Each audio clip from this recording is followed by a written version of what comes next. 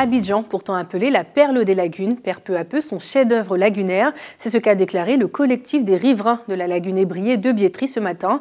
Après un triste constat de la dégradation de cet environnement, le collectif s'est donné pour mission de trouver des solutions pour sauver et restaurer ce patrimoine ivoirien. Détail avec Safiat Kouyaté et Roméo Tapé. Que deviendra la lagune ébriée? En assurons-nous convenablement la conservation? C'est entre autres les inquiétantes questions que se posent inlassablement et depuis de longs mois les membres du collectif des riverains de la lagune ébriée du côté de Biétry, composé d'une quarantaine de membres et de nombreux sympathisants. À la faveur d'un récent projet de remblai, ils se sont résolus à informer et alerter l'opinion publique sur les dangers que court cet écosystème.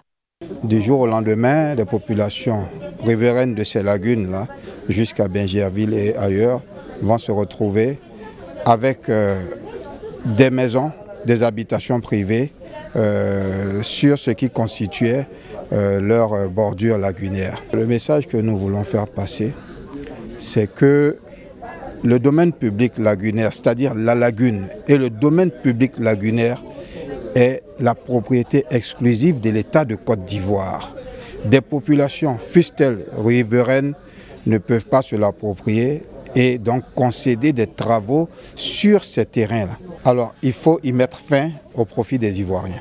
En effet, près de 30% de la surface initiale de la lagune ébriée ont disparu. Et pour cause, ces opérations de remblayage qui s'effectuent depuis des années et dont l'unique but est de recouvrir cette étendue d'eau afin d'en faire des terrains exploitables.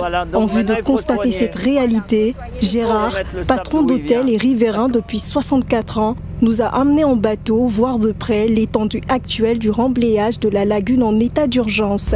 Plus personne ne pourra voir cette baie de Biétry, cette lagune de chez nous. Là maintenant on est à 0,90, 0,70 cm là, vous voyez? Ça c'est oui, c'est la terre, c'est le sable. Ils ont creusé n'importe comment. Ils ont enlevé le sable un peu ici, un peu ici. Ça fait à peu près 6 mois qu'on voit le sable arriver. On ne peut pas traverser, on ne peut pas passer là où il y a du fond, on ne peut pas passer, regardez. Ils ont barré la lagune. Si vous arrivez la nuit, vous faites comment? Alors je ne veux pas qu'on abîme tout ce coin magique qui est par là, où on se sert de la lagune comme une poubelle. Je ne sais pas si vous voyez, mais normalement l'eau elle doit être bleue, là elle n'est pas du tout bleue. À toutes fins utiles, cette prise de conscience de l'ampleur du phénomène résulte du contentieux entre le collectif des riverains de la lagune et l'opérateur privé chargé du remblayage. À ce jour, les travaux sur la baie lagunaire ont été interdits par décret. Cependant, les opérations déjà entamées constituent malheureusement une véritable menace pour la santé, l'économie et l'écosystème lagunaire.